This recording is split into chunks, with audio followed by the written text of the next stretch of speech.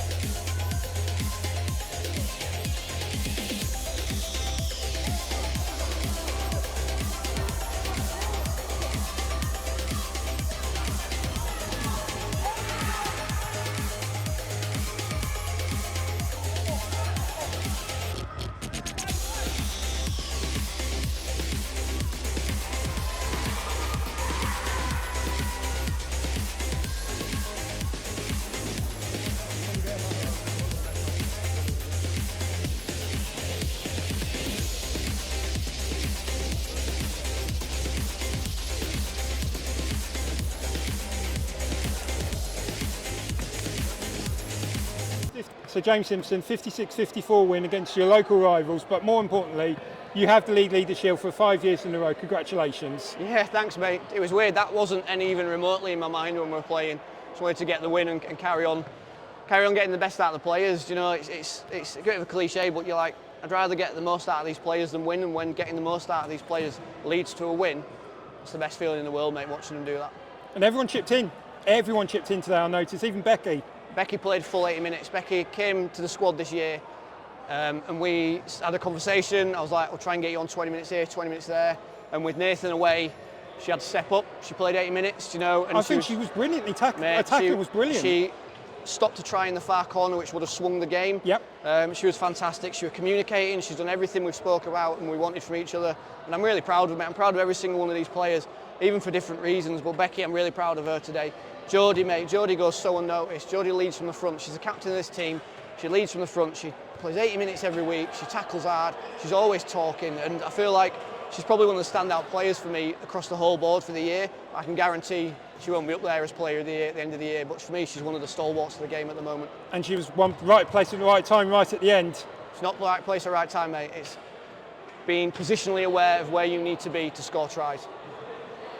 And obviously Tom Handwell had a fantastic game as well today. Were you a bit concerned with his try? Oh no, no, I know Tom. I've known Tom a long time. Do you know? I just think I saw someone in the crowd kind of say put his arm in first, and then I saw the video back, and you could kind of see his arm hit the wall first, and then slow him down. But no, mate, I knew he'd be all right, and I knew he wouldn't come off. So yeah, I think he was fantastic, mate. He was fantastic, and having the depth now to get him off just for 10 minutes at the right time and getting him back on is priceless. And Ewan, mate, do you know, sometimes he don't get the minutes he wants, but I feel like when he goes on, that period he goes on, he makes a difference. He changes it up and tests them, and he did that wonderfully today. And I took him off a bit early because I thought we had less time left, and I read the clock wrong, but he should have got more minutes. But mate, I'm really proud of the whole team. Really Josh Butler, again, another fantastic performance from him today. Yeah, he was on the money, and as I said, mate, having that depth now to get him off for 10 minutes to then get him on later on, it all adds up at the end, and we want to win the game in the 70th, 75th, 80th minute, mate. We don't want to win in the first minute. No, exactly. We want to win at the death. Going back, let's bring this back for 5 in a row. How does that sound to you to say to everyone else, we're still here, we are the team to beat? Well, we are the team to beat. Like, we've 5 years of the Super League era now. 2019 was the first Super League era. We consistently turn up every week. We've been in every grand final. Okay, we've only won one, but we've been in every grand final. Pre-Super League by 3 years, every Super League grand final. And we are the team to beat, mate. People want to beat us. Teams are adjusting what they do to beat us. And you see it all the time. Like, what teams do is to stop us. And it shows with the consistency. 5 in a row, mate. 5 in a row. That speaks for itself.